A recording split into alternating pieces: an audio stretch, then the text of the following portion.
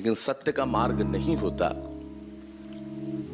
तो शायद आज हम 2026 में बैठ के 2600 साल बाद महावीर को याद नहीं कर रहे होते। ये सिर्फ सत्य का ही मार्ग है जिसकी वजह से वो सदैव हैं और रहेंगे। सत्य का मार्ग जब तक रहेगा तब तक गांधी याद रहेंगे। सत्य का मार्ग जब तक रहेगा तब तक मार्टिन लूथर किंग याद रहेंगे। सत्य का मार्ग जब तक रहेगा तब तक सुभाष चंद्र बोस याद रहेंगे, भगत सिंह याद रहेंगे, चंद्रशेखर आजाद याद रहेंगे। वो तमाम लोग याद रहेंगे जिन्होंने सत्य का मार्ग चुना।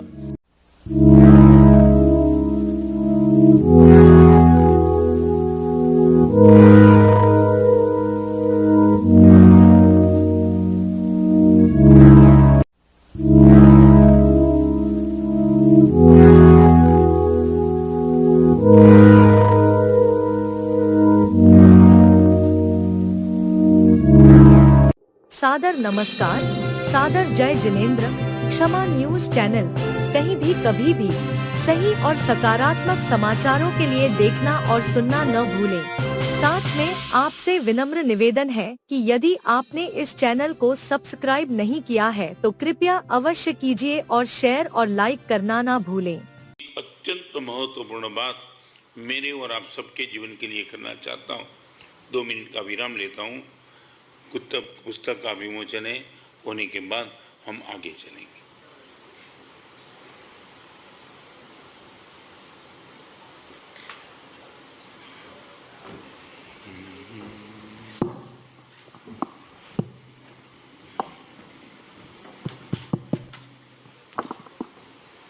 परम पूज्य आचार्य विजय रत्न सुंदरजी साहेबजीना चरणों में कोटि कोटि वंदन। साधु भगवान साध्वीजी भगवान चरणों में कोटि कोटि वंदन। सकल संघना भाईओ बहनों तथा अत्रे पधारेल मेहमानों ने प्रणाम। आजनु सत्संग पुस्तक जे क्रमांक है 507 एनु विमोचन अपने त्या अत्रे पधारेला मेहमान डॉक्टर शैलेष भाई लोढ़ा करशे। तो शैलेष भाई लोढ़ा ने विनंती कि आप स्टेज पर पधारो।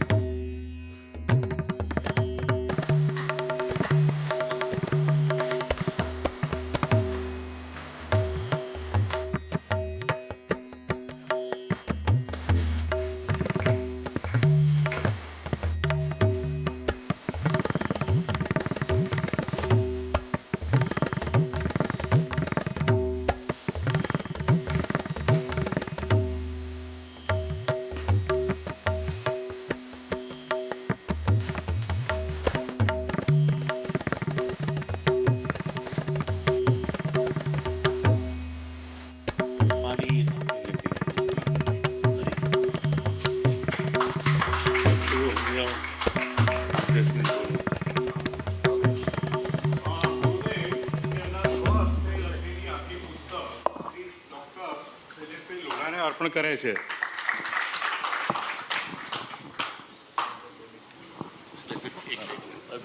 शैलेष भाई 2 मिनिट माटे आपने प्रकाशे।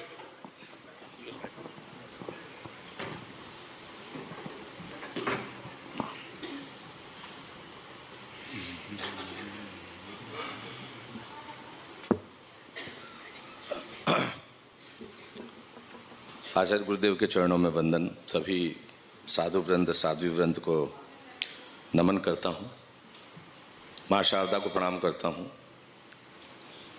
मैं आज सुबह जब घर से निकला तो मुझे नहीं मालूम था कि मैं इतना सौभाग्यशाली हूँ कि मुझे गुरुदेव की हस्तलिखित पुस्तक जो है आज उपहार में मिलेगी, आशीर्वाद स्वरूप मिलेगी। ऐसे लिखे हुए शब्द की कीमत एक वह व्यक्ति जान सकता है जिसका नाता कलम और कागज से हो, और एक ऐसी पुण्यात्मा, एक ऐसे गुरुवर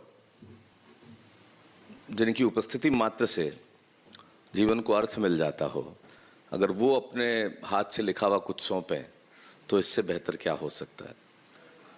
मेरी एक कथा मैंने बहुत वर्षों पहले कही थी, आज अचानक फिर से याद आ गई। मैंने यूं कहा था कि एक साल की कीमत उस विद्यार्थी से पूछनी चाहिए जो अनुत्तीर्ण हो गया हो। एक महीने की कीमत उस माँ से पूछनी चाहिए जिसने 9 महीने से पहले अपने बच्चे को जन्म दे दिया हो। एक हफ्ते की कीमत उस संपादक से पूछनी चाहिए जिससे साप्ताहिक अखबार छापना हो। एक दिन की कीमत उस कैदी से पूछनी चाहिए जिसे कल फांसी लगने वाली हो। एक सेकंड की कीमत उस यात्री से पूछनी चाहिए जिसकी ट्रेन अभी अभी चली गई हो। और एक गुरु की कीमत उससे पूछनी चाहिए जिसके पास न हो। आप सब लोग बेहद सौभाग्यशाली हैं कि आपके पास आचार्य गुरुदेव का आशीष है, हम सबके पास है। सत्संग 507वीं किताब, मैं दावे से कह सकता हूं आचार्य प्रभु, हम जितने लोग यहां हॉल में बैठे हैं, क्षमा चाहते हुए, सबने मिला के भी 507 किताबें नहीं पढ़ी होंगी। और ये हमें सोचने की बात है, सोचने का विषय है। आप अपने बच्चों को संस्कृति और थाती के नाम पे क्या देके जा रहे हैं? हम अपने बच्चों को क्या देके जा रहे हैं? टेलीविजन, यूट्यूब, इंस्टाग्राम और इंस्टाग्राम की रील्स। जब तक वो आपको पढ़ता नहीं देखेंगे वो खुद नहीं पढ़ेंगे। और ये जो है पुस्तक, दुनिया में अगर अंतिम वक्त तक कोई चीज रहेगी तो ज्ञान ही रहेगा और कुछ रहने वाला नहीं। 20 सेकंड की रील आप 1 सेकंड में घूम जाएंगे। मेरे कहने से आप इतना जरूर कर लें कि सबसे पहले आज ही इस पुस्तक को सबसे पहले पढ़ें जरूर। पढ़ने के बाद गुनना, गुनने के बाद मनना, ये बात की चीज है, लेकिन पढ़ें जरूर, क्योंकि इन विशुद्ध हाथों से जो रच के आया है वो अद्भुत है। सत्संग, जैसा गुरुदेव ने बताया, मैं अपनी दृष्टि से अगर सोचूं तो 2 अर्थ हैं सत्संग के। एक सत्संग जो बताया, अच्छा संग, शकुनी के साथ नहीं, हमें श्री कृष्ण के साथ रहना है, कौवे के साथ नहीं, हमें हंस के साथ रहना है, वो अच्छा संग। और एक जो सबसे मुश्किल है वो है सत्य का संग। हमारी समस्या ये है कि हम सत्य के संग नहीं है। हम चाहते हैं कि सामने वाला सत्य के संग हो, हम सत्य के संग न रहें। और जरा सी बात पे अगर हम जब सच नहीं बोलते तो कहते हैं इतना तो चलता है, क्या फर्क पड़ता है। मैं एक बहुत छोटी सी बात आपको बताता हूं जो हमें नहीं मालूम कि हम बच्चों को शिक्षा में बचपन से ही क्या दे रहे हैं। हमारे घर में जब कोई घंटी बजती है, कोई ऐसा व्यक्ति होता है जो अंदर से आपको पता चल जाता है, जिससे आपकी मिलने की इच्छा नहीं है, तो आप अपने बच्चों को कहते हैं जा कह दे कि पापा घर में नहीं है। उसी दिन से शिक्षा मिल जाती है कि ये झूठ नहीं है, ये तो छोटी सी बात है, चल जाती है। हम बचपन में ही कैरम खेलते हुए बच्चे को कह देते हैं कि काली गोटी तो 10 की है और सफेद गोटी 20 की है। हम बचपन में ये शिक्षा दे देते हैं कि सफेद रंग बेहतर होता है, गोरा रंग बेहतर होता है, काला बेहतर नहीं होता। उसे लगता है ठीक है, ये सब चलता है। सत्य कठिन है, सत्य बेहद कठिन है, लेकिन सत्य का मार्ग नहीं होता तो शायद आज हम 2026 में बैठ के 2600 साल बाद महावीर को याद नहीं कर रहे होते। सत्य का ही मार्ग है जिसकी वजह से वो सदैव हैं और रहेंगे। सत्य का मार्ग जब तक रहेगा तब तक गांधी याद रहेंगे। सत्य का मार्ग जब तक रहेगा तब तक मार्टिन लूथर किंग याद रहेंगे। सत्य का मार्ग जब तक रहेगा तब तक सुभाष चंद्र बोस याद रहेंगे, भगत सिंह याद रहेंगे, चंद्रशेखर आजाद याद रहेंगे। वो तमाम लोग याद रहेंगे जिन्होंने सत्य का मार्ग चुना। मैं समझ सकता हूं कि सत्य का मार्ग बड़ा कठिन है, और सत्संग जो गुरुदेव ने कहा कि वो अच्छा संग, वो कठिन नहीं है, वो हमें चुनना पड़ेगा। मुझे बड़ी खुशी है कि जिनके सत्संग में मैं रहता हूं, मेरे मित्र यहाँ बैठे हुए हैं, प्रकाश जैन, प्रदीप राठौड़ आज नहीं है, वो इतने चिंतित थे गुरुदेव कि सुबह 8:30 से मुझे फ़ोन कर रहे थे कि तुम पहुँचे या नहीं पहुँचे। मैंने कहा मैं गुरुदेव के पहले पहले वहाँ पहुँच जाऊँगा। ये होता है सत्संग। वो मुझे इस बात के लिए प्रेरित कर रहे थे कि नहीं, तुम्हें वहाँ आज पहुँचना ही है किसी भी हालत में। प्रकाश भाई से कल 5 बार बात हुई, उनका नहीं मैं पहुँच गया, तुम आ जाओ। ये सत्संग है, ये अच्छा संग है। राकेश चिंतित थे, ये अच्छा संग है कि आप अच्छे काम के लिए किसी को प्रेरित करें। मैं कहता हूं हम किसी काम के लिए, अच्छे काम के लिए प्रेरित करें न करें, लेकिन इतना तो कर सकते हैं कि ऐसे व्यक्ति के साथ न रहें जो बुरे काम के लिए प्रेरित करता हो, जो झूठ बोलने के लिए प्रेरित करता हो, जो ये कहने के लिए प्रेरित करता हो कि जीवन में बहुत छोटी छोटी चीजें। और ईश्वर हमेशा साथ देता है। एक सपना देखता था एक व्यक्ति, उसे सपने में हमेशा चरणों के दो पदचिन्ह नजर आते थे, और हमेशा वो देखता था कि उनके पदचिन्ह के साथ 2 पदचिन्ह और हैं, 4 पदचिन्ह नजर आते थे उसे हमेशा, 2 खुद के और 2 ईश्वर के। सदैव वो सपना देखता रहा, बड़ा खुश होता, बड़ा प्रसन्न होता। एक बार बेहद तकलीफ में था, बेहद ज्यादा तकलीफ में था, बहुत कष्ट में था। तो उस दिन रात को उसने सपना देखा कि 2 ही पदचिन्ह हैं। तो बड़ा रोया ईश्वर के दरबार में जाके, भगवान की मूर्ति के सामने कहने लगा कि जब मैं सब कुछ ठीक था मेरे जीवन में, तब तक आप हमेशा मुझे नजर आते थे, आप मेरे साथ थे। आज मैं जब तकलीफ में हूं तब आप हो ही नहीं, वो 2 ही पदचिन्ह मेरे हैं, आपके पदचिन्ह कहाँ चले गए? तो ईश्वर ने कहा बालक चिंता मत करो, ध्यान से देखो, वो जो 2 पदचिन्ह तुम्हें नजर आ रहे हैं ना, वो मेरे ही हैं। तकलीफ के वक्त मैं तुम्हें अपने गोद में उठा के चल रहा था। सत्य का मार्ग हमेशा ईश्वर के नजदीक ले जाता है, पास ले जाता है। नास्तिक कहते हैं कि ईश्वर नहीं है। मुझसे एक बार सवाल जवाब हो रहे थे तो किसी ने किसी से पूछा कि भाई तराजू के एक पलड़े में एक तरफ श्री राम को रख दें और एक तरफ तुम्हें रख दें तो किसका वजन ज्यादा होगा? तो उसने कहा कि मेरा वजन ज्यादा होगा।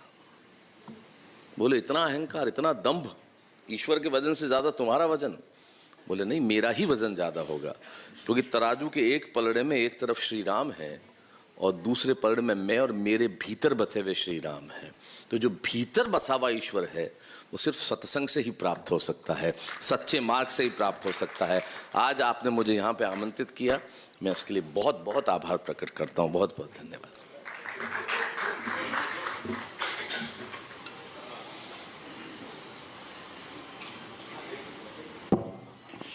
શ્રી ડૉક્ટર શૈલેષભાઈ લોઢાનો બહુમાન પારસભાઈ ગુંડેચા કરશે. પારસભાઈ પધારો.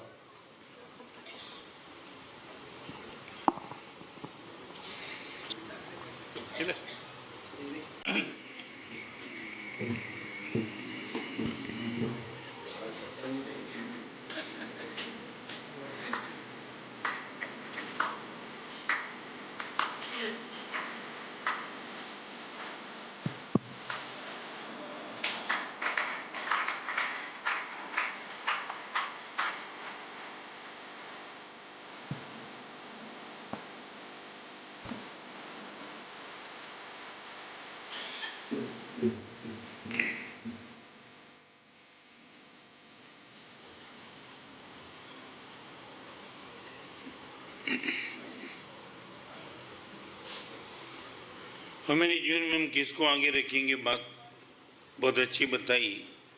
अच्छे के साथ संग और सच का संग। थोड़ी महत्वपूर्ण बात आज के प्रवचन में करना चाहता हूं। सक्सेस के साथ सेंटिमेंट्स चाहिए, ये भी एक अच्छा संग है। आज मैं सुबह आया था तो पेपर में एग्जाम्पल पढ़ा विनोद भट्ट का।